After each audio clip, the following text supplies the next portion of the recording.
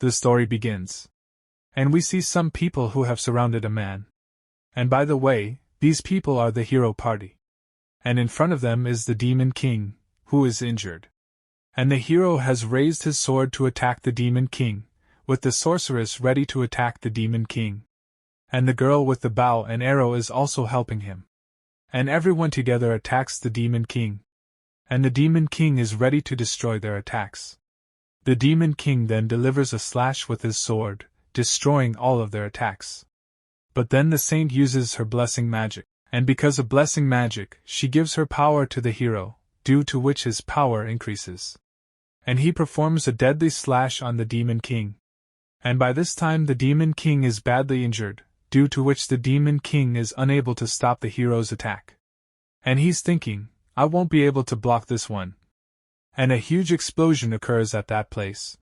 And the Demon King is wondering, is this my end? What a fitting ending for a Demon King. And as the smoke clears, we see the Demon King, which is now very injured. And he hears some sound, and the Demon King is wondering, what's all this noise? And when the Demon King slowly opens his eyes, he hears some sound, get rid of him, fast. He's the Demon King of power. Who knows when he'll regain his power? He's definitely not in a state where he could do anything to us. And the Demon King is thinking, I haven't been killed yet? And the hero stands in front of him, and the hero looks handsome. And seeing the hero, the Demon King is thinking, arrogant little bastard, he's really damn good looking. The hero then moves his sword towards the Demon King, and says to him, Listen, Zeke Mohr. I will list all your evil deeds before I finish you off. Taking hundreds of lives of the Carwoodman Order's Grail Knights. Taking innocent lives, the worst deed. And the Demon King is getting bored of listening to the hero's words. And he is thinking, right, I did that. How nostalgic. And the hero further says, not only that, you also, and the Demon King thinks he's giving a whole-ass speech. Did he memorize this beforehand? And the hero says, I shall judge you with the hand of justice for all those sins. And the Demon King is thinking, are you done yapping? It's all true, but it's kind of annoying to hear it coming from him. It's a shame to die like this. Good thing I kept the fate-twisting key. Thanks to this, I'll be able to stab this bastard one last time. With the blade that twists the fate of the target to change the future. I don't know how his future will change, though. And the hero has taken up his sword to kill the Demon King. And he says to the Demon King Zeke Mohr, I hope you will be someone who does good in your next life. And the hero attacks the Demon King, and we see that blood is falling on the ground. But the Demon King has captured the hero's sword. And he is saying to him, if I get the chance, sure. But not now. And the hero is very surprised. And the Demon King is using a twisting blade. And he is saying, there's something I have to do real quick.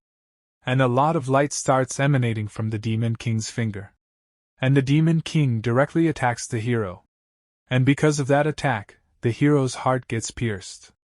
And seeing this, the hero becomes very surprised. And he says to the Demon King, how do you have this? And the Demon King smilingly says to the hero, looks like it worked. You're pissed as hell. And the hero becomes very angry after listening to the words of the Demon King. And he kills the Demon King. Cuts off his head. And while dying, the Demon King is saying, I died much earlier than I wanted, but I don't really have any regrets. After this, the scene shifts. And we see a palace. Also we see a boy. Which wakes up suddenly. And he starts screaming and he's thinking, damn it. I can't sleep with all these birds. But he is a little surprised, and he starts looking around. And he is looking at his hands. And he has also seen by touching his neck. Then he gets down from the bed. And he goes in front, and starts looking at himself in the mirror. And as soon as he saw himself, he became even more surprised. And he's thinking, I'm younger? Why? I got beaten up by those bastards. Then I was listening to that bastard away, then I used the fate-twisting why. Is it because of that? But where did I get that? I can't remember. Anyway, it's certain that I'm back in the past. I'm in my room, so I'm still living with my family at this point in time, what should I do now? I should try finding the fate-twisting key first. But why did I leave my family back then? I feel like my memories are all tied up. Is it okay for someone to just barge into the room of a noble family's oldest son? No, at this point in time, not even the servants treated me like a noble. And then a servant opens Zeke's door and comes inside. And he says to Zeke, "You're still in your room, young master?" And looking at that servant, Zeke is thinking, is he a servant? I don't remember him. At least he's addressing me correctly. Then he says to servant Zeke, "You always left at dawn. Did you give up on that too? You can't afford to be lazy right now, can you?" And Zeke is listening to that servant's words, and Zeke asks that servant to come to him. And he goes to servant Zeke and asks him, why? So Zeke just looks at her smiling. And he says to servant Zeke, "Say something if you called me over." But Zeke gives a strong punch on the servant's face, due to which the servant gets badly hurt and gets shocked. And he's like, "What are you trying to do?" So Zeke stares at him with a dangerous look, due to which the servant gets very scared. And Zeke moves forward towards him, and seeing the dangerous face of Zeke, the servant falls on the ground. And Zeke starts kicking him. Beats him a lot. And by beating him he leaves him in a very bad condition. And that servant is apologizing to Zeke, and he is crying. And then someone comes to that place and he says, "What is happening?" And that servant runs towards that man. And that servant is calling that man Mr. Biner. Then Biner says, "I asked, what is happening?" And that servant is showing the middle finger to Zeke. And Zeke is thinking, this bastard is a bit rude. Then Zeke starts going towards them, and Biner is saying, "Why aren't you answering?" But Zeke tells Biner, "Is that how you should be talking to me?" And Biner says, "So what? Are you going to beat me up like you did to Hans?" And after listening to him, there is a smile on Zeke's face. And Zeke places his hand on the Biner shoulder, and tells him, "Sure.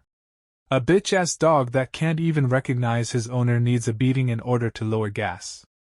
And after listening to Zeke's words, Biner starts getting angry and he says to Zeke, "Do you think you can defeat me right now? You think you're that skilled?" But Zeke tells him, "With my current body and skills, I can't win against you. That I will admit. But what can we do? In name, I'm yours, master. I can't not train an obedient dog, can I?" And as soon as Biner hears this, he becomes even more angry. Then he says, "What? Dog? Do you know who I?" And then Zeke throws the sheet on Biner, due to which the sheet covers his face. And he's wondering, what is he trying to do? Then the servant shouts and tries to tell Biner something. But now it was too late, because Zeke had attacked Biner with a pot. And a direct hit falls on Biner. And blood starts coming out of his mouth, plus Biner is now unconscious. And Zeke is saying to Biner, "Being strong isn't everything, you damn knight." And Zeke looks back, then he says, "Now, let's finish what we started, Yin?" And the servant gets very scared after hearing this. And a punch is falling on him. And Zeke starts beating the servant very badly, and the sound of that servant screaming is coming from Zeke's room. After this some time passes. And we see Zeke standing near a door. And he is thinking, back in the past, I used to be so terrified of opening this door. Though right now, I don't give the slightest shit. Then Zeke opens the door. And some people are sitting in front of him. And Zeke is moving forward and Biner is staring at Zeke. Then Biner remembers some things, and someone told him, "Father has already heard about it. He was disappointed in you for collapsing to the ground and being a disgrace to the Steelwill Knights. And this is Greg Steelwill, Zeke's half-brother." And Greg had said, "Biner, you didn't do anything wrong, did you? Let's be confident, Yin." "Confident?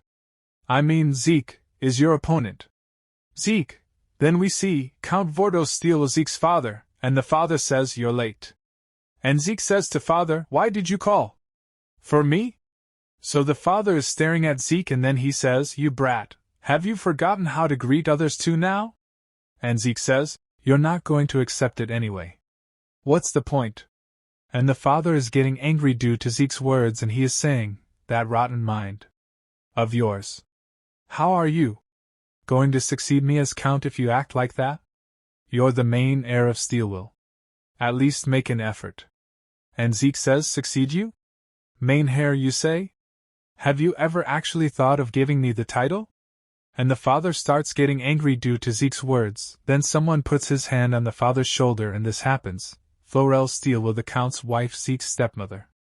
See, Count. I told you time and time again. That kid, Zeke, is even ill-mannered. And his son is also behind him. Then looking at both of them, Zeke is thinking, I clearly remember those two. Desperate to get one over me. Then Zeke leans over and says, how could I ever be disrespectful and arrogant towards you? It's a misunderstanding. And Motichiar. And Florel starts getting angry after listening to Zeke. And Zeke further says, come to think of it, thanks to those two, I was even invited here. I'm truly sorry, father. I made a mistake.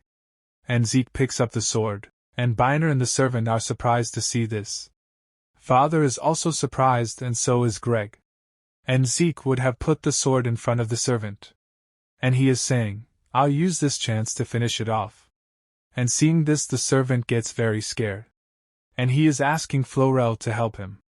Then father says to Zeke, how dare you point a sword at someone here? And Greg is smiling and he is thinking, this fool dared to aim a sword at someone in front of father? Then Zeke says, of course, the neck of the person who humiliated the great Count Steelwill's rightful heir ought to be cut off. Isn't that why you called me here? And hearing this, Florel says, St. Stop. What do you mean, Hans humiliated you? There's no way that's true. And the servant is saying nervously, Yee. How could I dare do that? So Zeke points the tip of the sword on the ground and he says, in that case. Are you saying I'm lying? And the servant gets more scared after listening to Zeke's words. And he's thinking, if I say the wrong thing here, I will really be killed. Even Miss Florel won't be able to protect me then. And Zeke is thinking, I definitely get that he's the Countess's person. And then Biner says, that's right. The first young master is lying. And listening to Biner, Zeke is thinking, ho? Look at this dude. And Florel says to Biner, Sir Biner, is that true? And Biner says, yes, Countess. Mr. Zeke unilaterally assaulted Hans and me. And Zeke is smiling and he is saying, how easy is it for a knight like you to say he got single-handedly assaulted? Aren't you humiliated? Looks like you don't intend to admit to your sins either, huh? And Biner says, I have never told a lie. And Zeke says, you're going to claim innocence to the very end? In that case, enough of yours words. Prove it with your skills. And Biner says, are you in your right mind? Then Zeke says, isn't that good from yours point of view, father? After all, you can use this chance to completely get rid of me if I lose in this duel. And the father says, duel, I'll allow it. And Biner says, as you say. And Zeke says smilingly, thank you, father. Father, you can decide time and place on your own. And the father is thinking, I was just planning on scolding him a little and sending him back, but, perhaps, this could be a good excuse to pass on the Count title to Greg. And Zeke keeps the sword and he says, Father, I want to try changing too now. You see, I realized I will not be able to get what I want if I stay the same as I was in the past. And the father says, by what you want, do you mean the title of Count? And while leaving, Zeke says, anything I say to you right now won't contact you anyway, father. Old see you on the day of the duel. Next day. Zeke is practicing fencing and he is saying, the body of an 18-year-old. Thinking about this, just how weak and naive was I.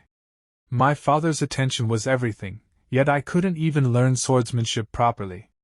Since my father was reluctant to let me learn swordsmanship.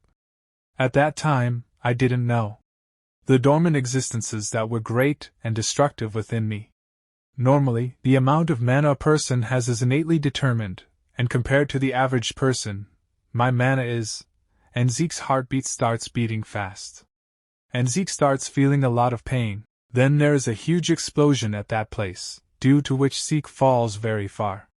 And he's thinking, I knew it was too much trying to go back to the mana I had when I was the Demon King. Well, there's no way that much mana, which is comparable to the mana of the dragon that disappeared, would awaken within me right at once. Come to think of it, I even obtained the title, Demon King of Power. There were truly many hardships and trials. It was to the point where it seemed like someone had planned for all those things to happen one after the other. Then Zeke gets up, and he stands up. But then we see that someone is secretly watching Zeke.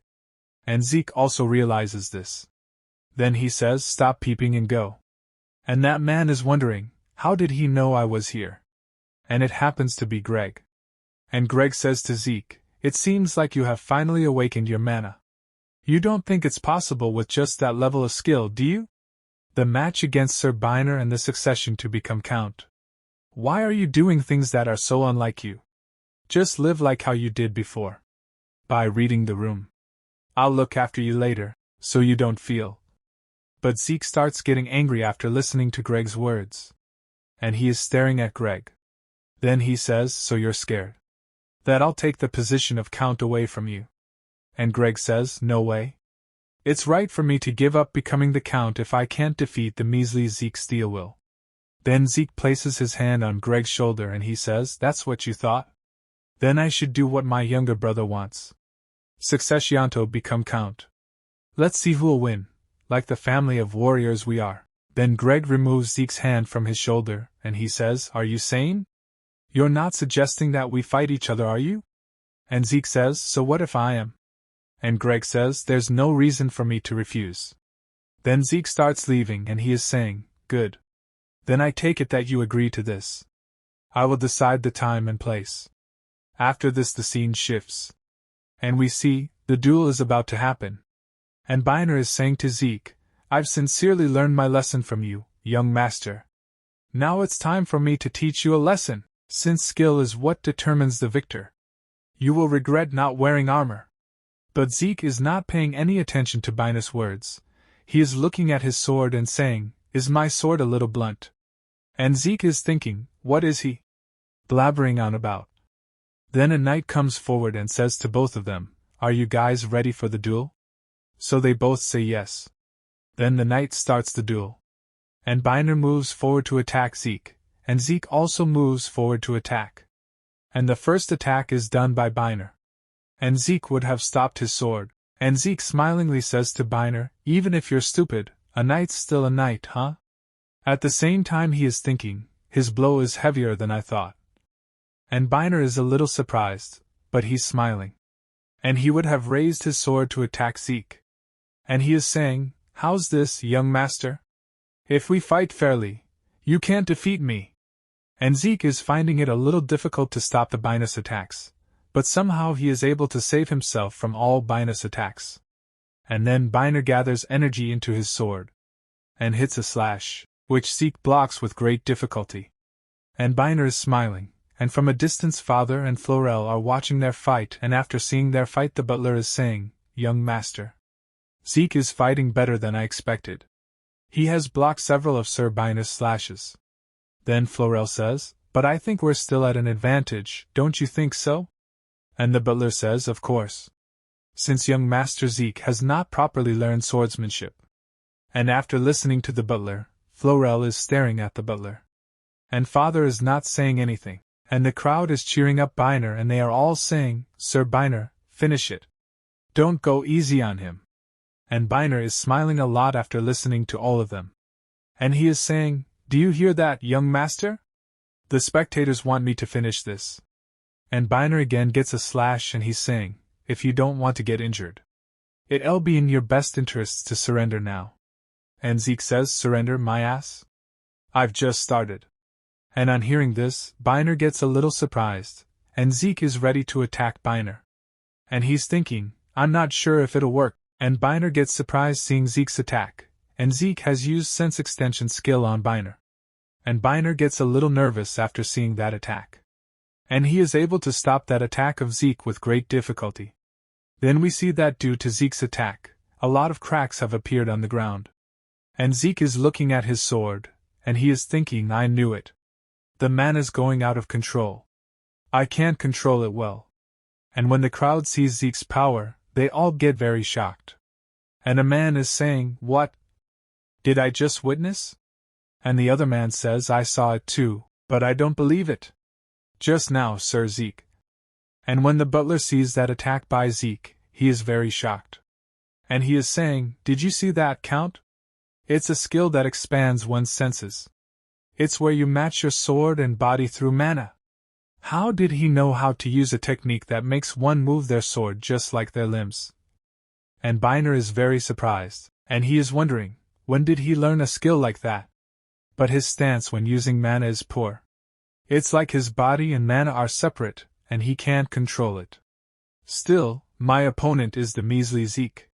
Then Biner is staring at Zeke. And he says to Zeke, let's stop playing around now. Biner then moves forward to attack Zeke. And he starts gathering a lot of energy in his sword. And a dangerous attack is about to be made on Zeke, which Zeke also realizes. And Biner has attacked Zeke. And he's thinking, he dodged that? But my attack isn't over yet. You won't be able to dodge this. And we see that Biner's attack is about to read Zeke. And the name of this attack is /, which also hits Zeke. And a huge explosion occurs at that place. Then when the dust clears, we see that Zeke is badly hurt. And as soon as the crowd sees this, they all become very happy. And starts taking Biner's name very loudly. And they all start saying, as expected of Sir Biner. And Biner is laughing and saying, I believe the victor's already decided. How long do I have to keep doing this? Until the young master's life is at risk? Then the crowd is cheering up Biner very loudly. But then a bright light shines. And we see that Zeke stands up again. And he is saying, right. I can't win against you with this body's techniques. But on battles, you French for real. And saying this, Zeke quickly moves towards Biner to attack him. And Biner also notices this thing, but now it is too late. And Zeke has touched his sword on the ground. And he throws dust from his sword into Biner's eyes. And Zeke attacks Biner. So that the Biner goes away and falls. And due to dust in his eyes, he is not able to see anything properly. And he is saying to Zeke, again, like a coward. And Biner is not even able to see Zeke properly. Then Zeke puts his sword on Biner's neck, and says to him, a coward, you say? Try using that to justify your defeat in an actual fight. And Biner gets a little nervous after listening to Zeke. And Zeke is staring at Biner. Then Biner tells Zeke that I surrender. And Zeke tells Biner, do you know why you were bound to lose? Recklessness and arrogance. Apprehension that you might end up killing the oldest son of the Steelwill family you serve. If you don't forget today's battle, you'll grow even further, Biner. Then the knight announces that the winner of this duel is Zeke. And everyone is surprised to hear that Zeke has won the match. But the crowd is refusing, how can Zeke win? And they are all saying, how could he throws dirt in his eyes? How underhanded. That's cheating. Be fair, damn it. How unknightly. But Zeke is not making any difference to his words, he is saying, how noisy. It's all good as long as I win, isn't it? Then Father is saying, when did Zeke learn magic techniques? There's no way someone taught him. And the butler says, Count, haven't you caught on already? He's born with it. And after hearing this, Greg is very scared, and he is thinking, how is he fine even after being hit by Biner's /? That lowly Zeke? No way. Then Zeke takes Greg's name. And on hearing this, Greg gets more nervous. Then Zeke raises the sword towards Greg and he says, come out for a duel. I told you, didn't I? That I'll decide the time and place. And on hearing this, Greg gets more nervous. And the father is asking, what is he talking about? So Zeke says, are you going to act oblivious? I know you already agreed to it, father. And hearing this, a man says, so the rumors were true about the success duel between young Master Zeke and Greg. And the other man says, who would have thought it'd take place today?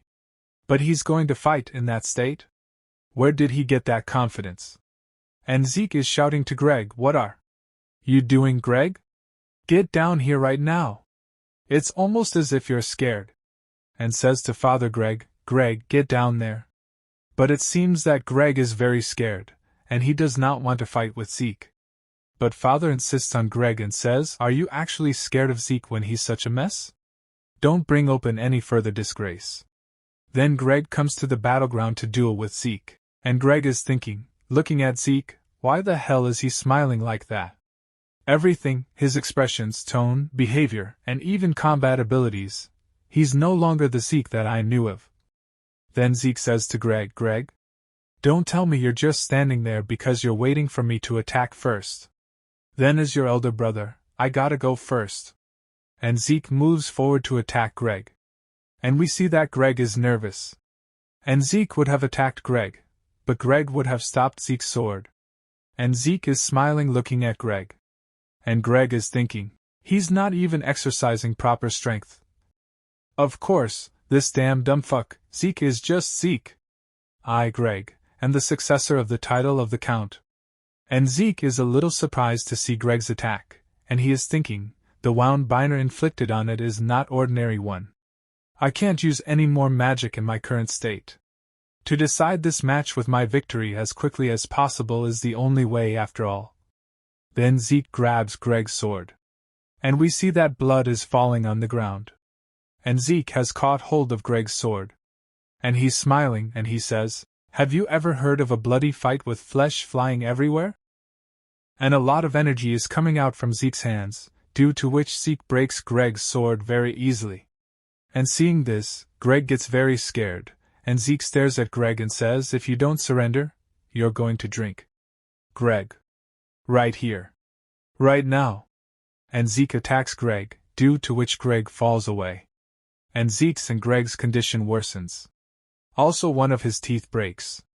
And Zeke threw a piece of sword near Greg's face, seeing which Greg got even more scared. And when Greg sees Zeke's dangerous look, he gets even more scared, due to which he tells Zeke, I surrender. And seeing Zeke's dangerous look, Greg starts crying. The knight comes to that place, and he says that the winner is young Master Zeke. And the crowd is surprised to hear this. And Zeke says to Father, Father, I won. You made a promise that the title of Count would go to the victor of the duel. But Father is not ready for this, and he is saying, how dare you? This damn duel isn't going to decide anything. But when the crowd listens to Father's words, they all start saying, but young Master Zeke won both times. Is the great Steelwill family not going to keep their promise? And Zeke is saying, well, I already anticipated this. I never actually wanted the damn title, even once in my life. And Zeke has thrown the family ring towards the father. And when the father sees the family ring, he becomes very angry. And Florel tries to pacify the father. But the father has become very angry. And he is saying, what the hell are you doing right now? And Zeke says to Father, what does it look like? I'm leaving the family out of my own volition, and a girl is taking Greg with her to treat him. But Zeke says to Greg, Greg, remember the way to always win in a fight. It's to not fear death. In order to protect the border territory of Steelwill that's always at the danger of invasion from foreign forces, and everyone, you must get stronger. Then Zeke goes ahead and takes the healing potion from that girl. And that girl was saying, that's for our young master. But Zeke was not going to listen to that girl. And Zeke has drunk the healing potion, due to which all his wounds have been healed. And he's thinking, don't you forget this lesson I taught you today, Steelwills. Next day, we see that Zeke is outside the gate of his house, and the servant is also with him. And Zeke tells the servant, then the servant says yes. But he is very nervous. A few hours earlier, when the servant was going out to dry the clothes, someone came in front of him, and when the servant asked, who is that? Then he sees that Zeke was in front of him. And he was scared after seeing Zeke, and Zeke said to the servant, you're going to come with me as my servant. And the servant nervously says, wait, what? And Zeke starts taking out his sword and he says, why? You don't want to? If you don't want to, you can just die right here after I cut you in half. And the servant was very scared after seeing Zeke's sword, so he agreed to go with Zeke. Then now in the present time the servant has come with many bags of Zeke. And he's carrying all those things on his shoulders, and Zeke is thinking, I'm forgiving the servant who acted up against me in exchange for my labor. Am I too kind? I gotta have him strengthen his stamina for him to be of any use. Get him to train a bit too. Then Zeke says to the servant, call me Sir Zeke from now on. And the servant says yes, and the servant asks, as Sir Zeke. May I ask what? Your plan is for the future? And Zeke says, I don't have a fixed plan. And Zeke is remembering some things while going ahead, and he is saying, first, let's just go to the neighboring territory of Porty. After that, let's just go where our feet take us. I should try living kindly in this life. A few hours later, both of them reach a forest, and the servant is saying to Zeke, Sir Zeke, this path isn't made for humans. So Zeke says, I know. If we go straight, we'll have to go less than half the distance. Why would we go around in circles and follow the path? And the servant says, well, that's because, if we venture away from places where people live, there are monsters roaming around. And Zeke says, that's exactly why we're here. And the servant says, I see. Excuse me. Then the servant hears some sound near the bushes. And he looks back, and he's thinking, I must have heard wrong, right? But Zeke is moving ahead, and the servant is nervous and is looking here and there. And he's thinking, I hope we get past this place as quickly as possible. Then Zeke says something to him, but it seems that the servant is not able to hear properly. And Zeke gives the sword to the servant, and he says, your test starts now.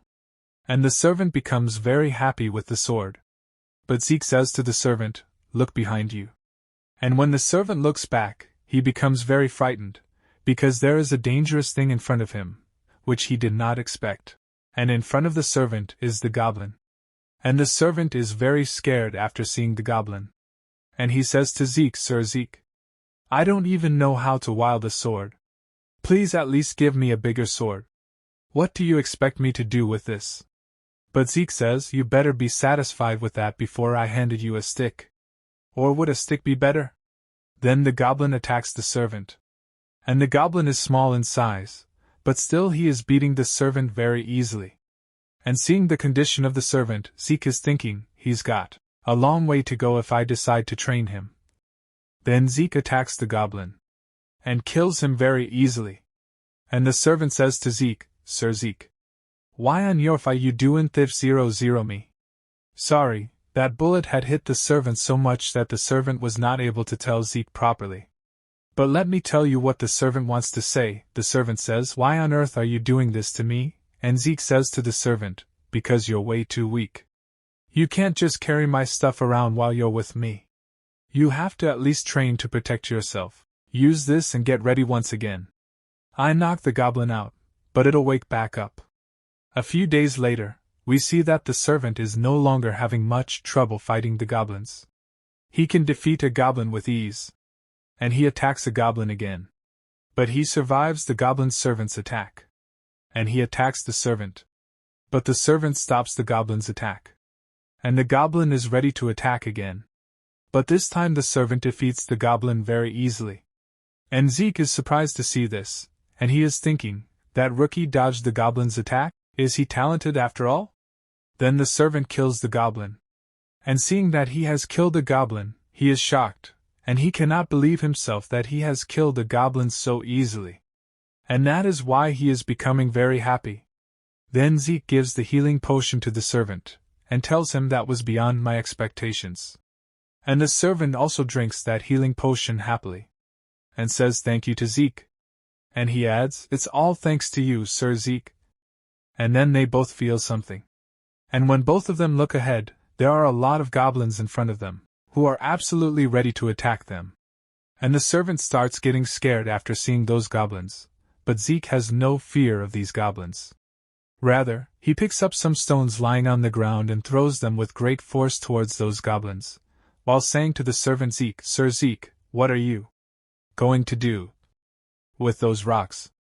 And we see that the stones thrown by Zeke directly hit their skulls, due to which the skulls of all of them get cracked. And those goblins are killed right there. And the servant is very shocked to see how Zeke has killed these goblins very easily. And Zeke is saying to the servant, why are you so shocked? This is just the start. And the servant says, what? What do you mean? This is just the start. Behind you. And we see that monsters have appeared in front of Zeke. And Zeke says to the servant, I've got plenty of potions, so don't worry.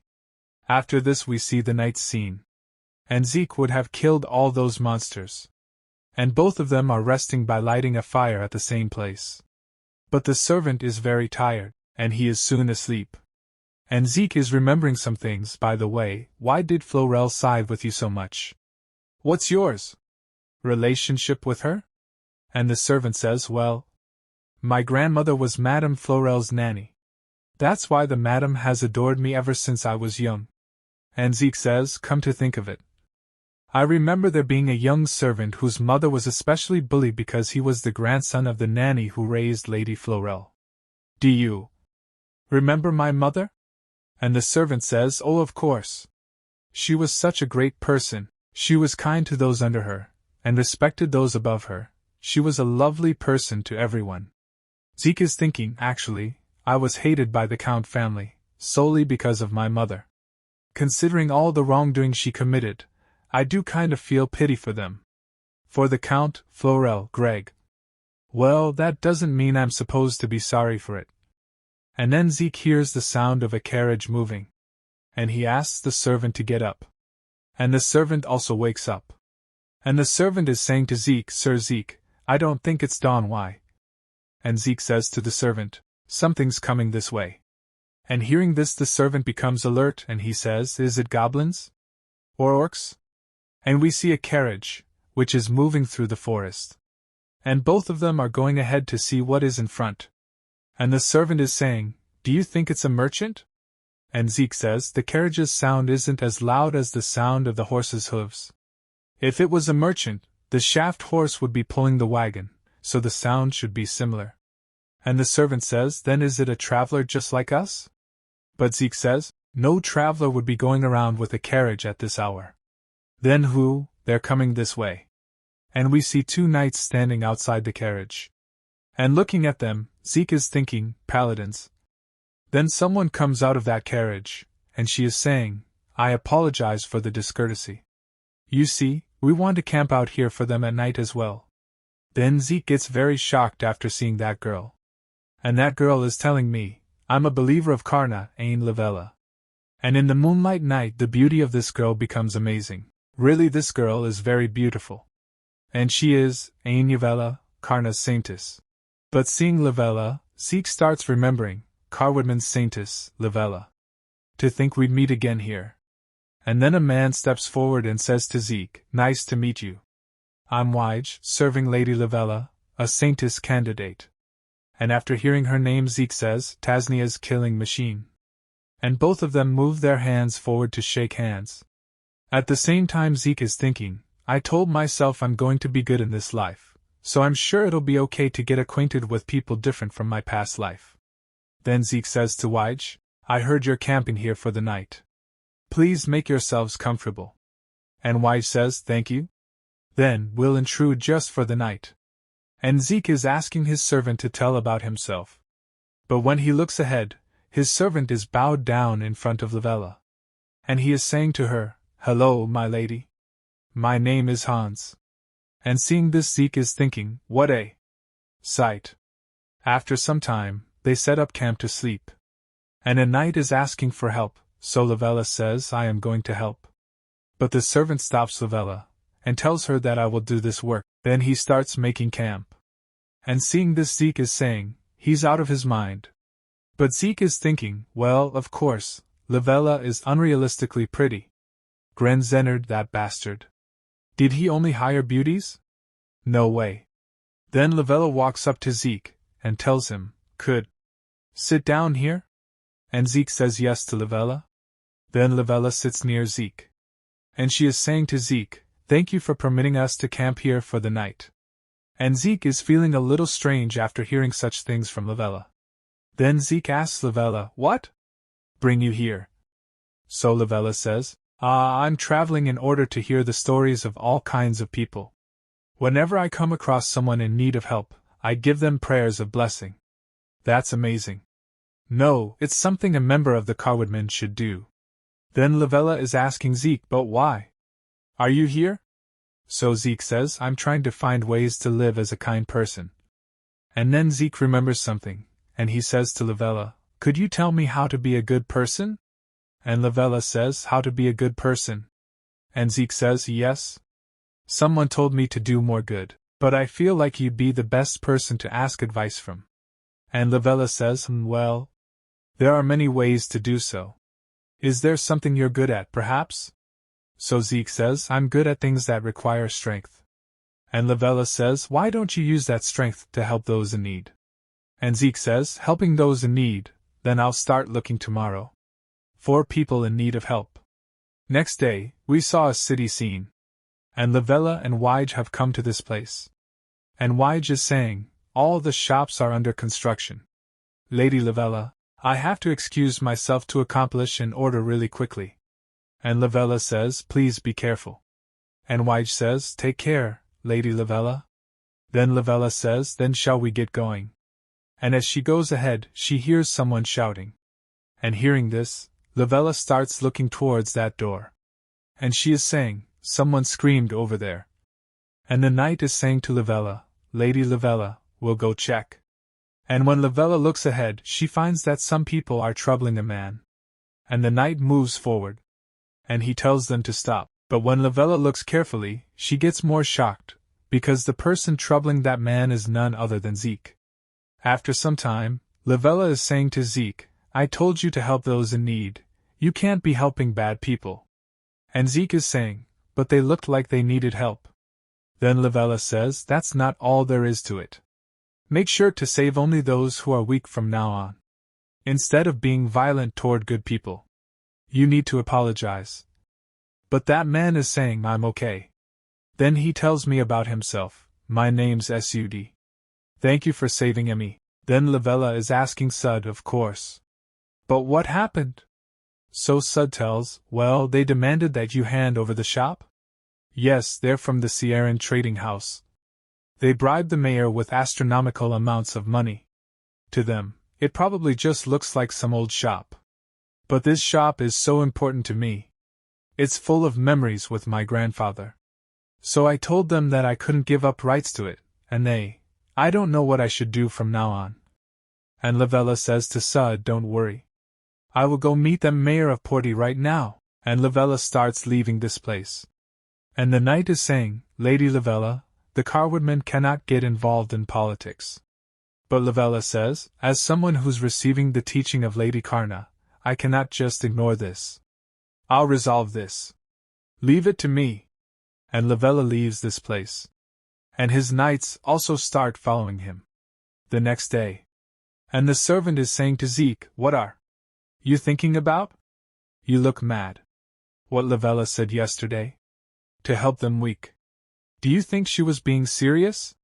I feel like she's mistaken. And the servant is thinking, you're the mistaken one.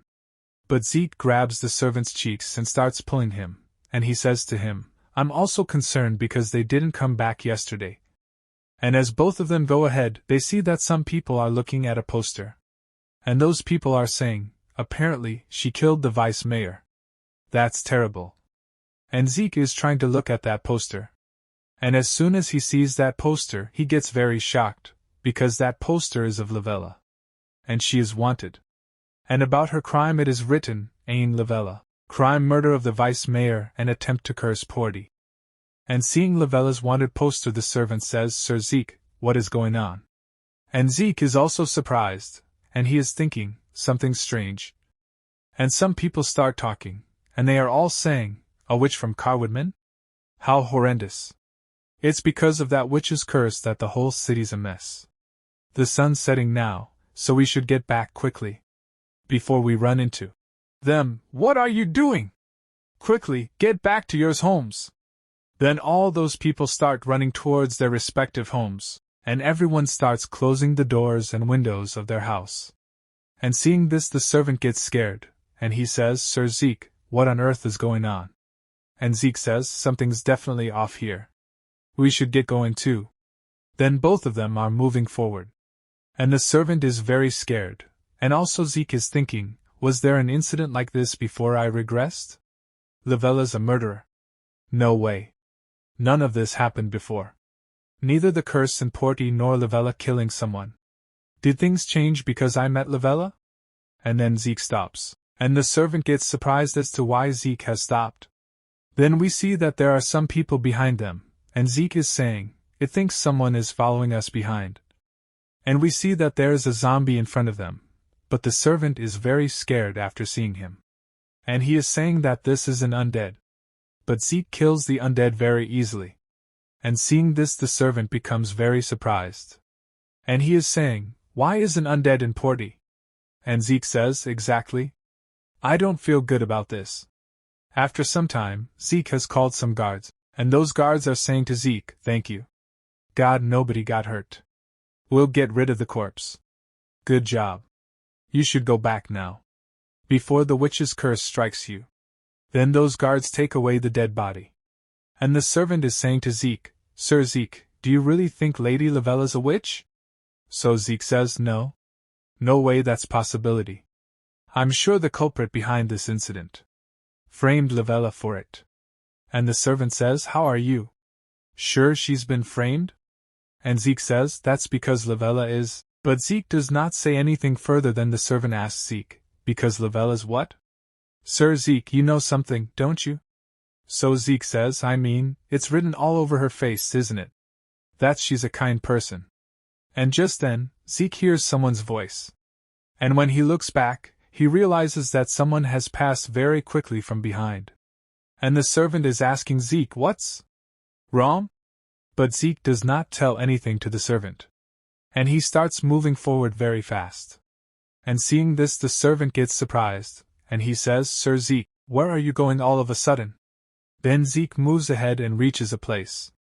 And when he looks ahead, Lavella is sitting in front of him. And Zeke is saying to Lavella, "What are you doing here in that filthy state?" And one is very shocked to see the servant Lavella. And we see Lavella, which is a little scary. After this, Zeke has brought Lavella to his room. And Zeke would have given his clothes to Lavella. And Lavella is wearing Zeke's clothes. And Zeke is asking Lavella, "Are the clothes okay?" And Lavella says, "Yeah. They're comfortable." Then Zeke says, "Hans went outside to buy some food for dinner. He'll be back soon. But where are the paladins that were with you? Did they go on another mission?" Hearing this from Zeke, Lavella bows her head. And Zeke is asking Lavella, then Lavella tells Zeke, "It's all my fault. Because of me, other people." But Zeke tells Lavella, "By any chance, does it have anything to do with this?" But Lavella says, "I'm not a witch." And Zeke says, "I know that." And Lavella is surprised to hear this, and she says, "You believe me?" And Zeke further says, "That's because you wouldn't do something this evil. Please tell me the truth about what happened to you on the day we parted ways." Then Lavella tells that day. The conversation went well. Unlike the greedy-looking mayor, the dependable vice-mayor said that he would take matters into his own hands. And the mayor's servant says, "Mayor, since they're guests, we should at least invite them to dinner." The mayor seemed to realize how inhospitable he had been and prepared a dinner for us. And the mayor says, "Have you all had dinner? Otherwise, I'd like to invite you." I want to turn down the offer, and Lavella says, "I would love to join you for dinner." But everyone was hungry. After dinner, we went to thank the mayor. And as soon as Lavella looks ahead, she becomes very surprised, because the vice president is killed in front of her. An evil energy is coming out from inside the mayor. And the mayor is saying, "You've seen what you weren't supposed to." And the knight says to Lavella, "Lady Lavella, over there, the statue of Valle." And Lavella says, "You were a puppet of Valle." And the mayor says, "Havu. You just realized?" And Lavella says, "What are you trying to do?" But the mayor says, "Can't you tell?" And we see the vice president start to get up. And he comes to an end, and the mayor is saying, "I'm sacrificing you all to the Great Valley." Then the mayor asks and attacks him. And the knights are fighting to the end. And Lavella is helping the knight, and she is thinking, "There are too many for me to handle. I'm just getting in their way." And a knight says to Lavella, "Lady Lavella, are you okay?" And then an enemy attacks from behind, seeing which Lavella gets scared. But at the right time a knight saves Lavella from that endearment, but because of that the knight is killed. And Lavella becomes very sad remembering all these things. Then Zeke is saying to Lavella, "Is this the same valley I'm thinking of?" And Lavella says, "I think so." a witch that desires destruction and chaos. They worship evil god Valley, and regularly commit murder and terrorism. Then Zeke says, what are they trying to do in port? And Lavella says, it's only a guess, but I think they want to carry out a ritual here. I saw an inscription on the statue behind the mayor, and it said this: I offer this city to Valle. And Zeke says they're trying to offer the entire city as a sacrifice. And Lavella says, do you know more about it? Yes. They will set up Valle's statues all over the city, and offer the corpses of people up to the statue. The book the mayor was holding is probably the catalyst to activate the power of the statues. Yes. After escaping the mansion, I tried to ask the Carwoodman Temple for help. But I was unable to do so because the city is under lockdown. I need to stop the ritual somehow.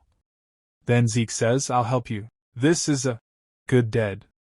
And Lavella says, yes, but I'm worried that you'll get yourself into danger doing this. So Zeke says that won't happen. We'll leave for the mayor's mansion tomorrow night. Why don't you return to your room now? And as soon as the door opens, a servant is sitting outside the door. And he is listening to what they say. Then the servant says, young master, I wasn't trying to eavesdrop or anything. And Zeke says to the servant, perfect timing. There's something you must do. And the servant is ready to obey Zeke. Then Zeke starts telling the servant what he has to do. After this, the next day, we see that the mayor's guards have been killed. And Zeke reaches the mayor's house over the branch. And he is asking Lavella if she is okay? So Lavella says yes. Then both of them start going inside the mayor's house. And Lavella tells that he is here, this was where Valle's statue was. And Zeke says, it feels rather unpleasant here. Then Zeke opens the door and goes inside. And Zeke says, is that Baldy the mayor? And Lavella says, yes. That's the man that killed the vice mayor. And on hearing this, Zeke gets ready to fight. And he quickly reaches the mayor and places his sword on his neck. But then he feels something. Then Lavella says, be careful, Sir Zeke. Who knows when he'll summon undead? And Zeke says, you were mistaken, Lady Lavella.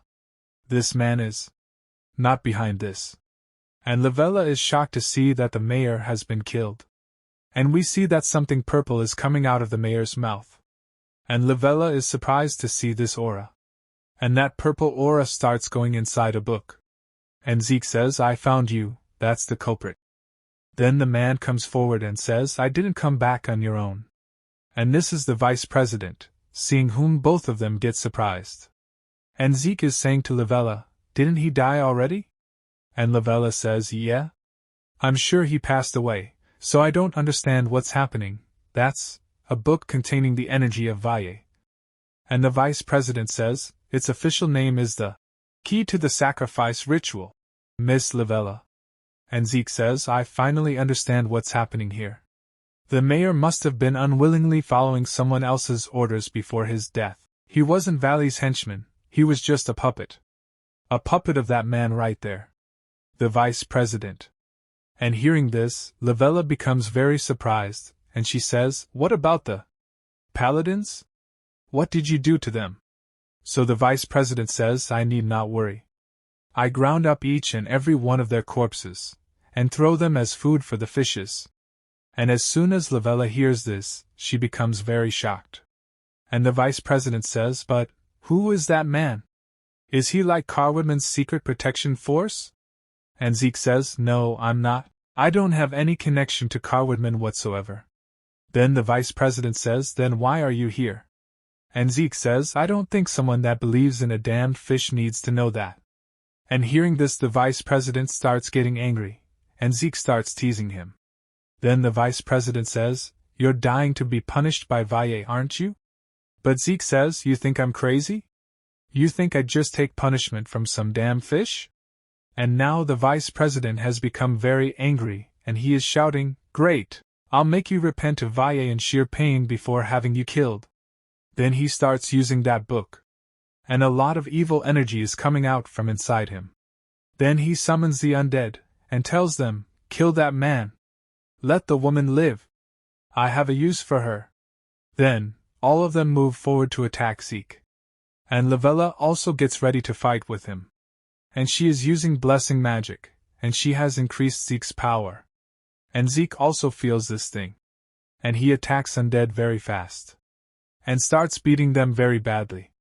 And he is killing them all with ease, and the vice president is very shocked to see this. And he's thinking, this can't be. He too downed the undeads that easily? And a lot of energy is coming out from inside Zeke, and Zeke is thinking, looks like some of my magic is back. Then Zeke says to the vice president, is that it?